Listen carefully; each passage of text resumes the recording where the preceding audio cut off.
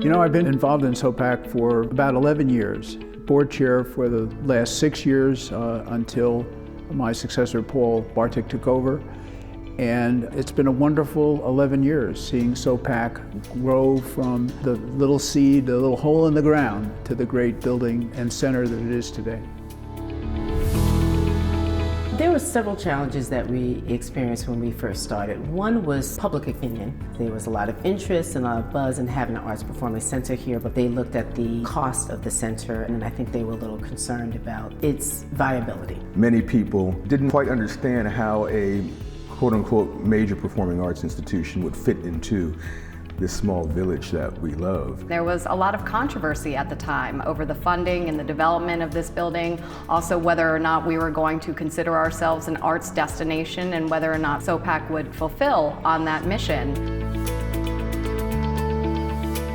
SOPAC's growth is really evident. Like all young organizations, there's a lot of things that sort of had to find their way. The village was instrumental in both the financing and the continued support of SOPAC. There are some board members who, but for their financial commitment and personal conviction, I can tell you that SOPAC would not be standing today.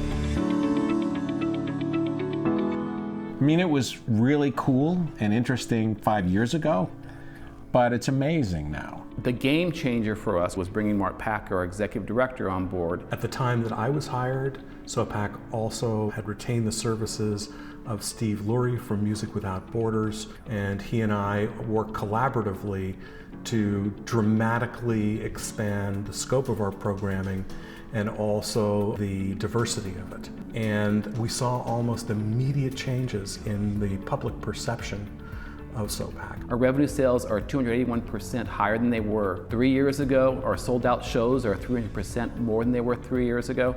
And our foundation and grant funding is 521% more than it was 3 years ago. So it's a great time to be part of that SOPAC story. There are many organizations who go, this is how we do it. No, we don't really do that. But when you have somebody who's willing to take the risk and be creative and go, how do we do what other people don't? That's the essence of the spirit that I find here. What strikes me most about SOPAC is the energy that goes on in this building, the wondrous things that happen on the stage, the things that happen in our loft, the visual arts that we see in our gallery, the wonderful people that we attract here as our audiences, the beauty of the building itself. And I've played all over the world, and I've heard great sounding rooms and I've heard crappy sounding rooms. And SOPAC has been lauded as a very sonically beautiful room. It was intimate and the sound was so wonderful. I just felt so connected to the music and to the audience.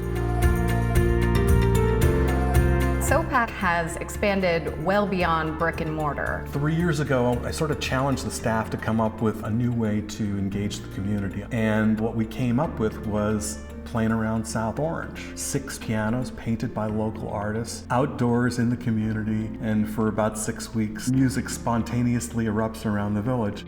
It just engendered such positive feelings in the community, and I think it was emblematic of presenting the new SOPAC. When I was on the board in 2010 to like 2014, people would come to me on the train and would kind of back me up and tell me all the things that were wrong with SOPAC. And for the last few years, it's been very different. People come to me on the train and they tell me how excited they are with all the great programming we have and the momentum that SOPAC is experiencing now. We saw some challenges with the finances. We saw some questioning from residents on whether or not this was the right investment for the town.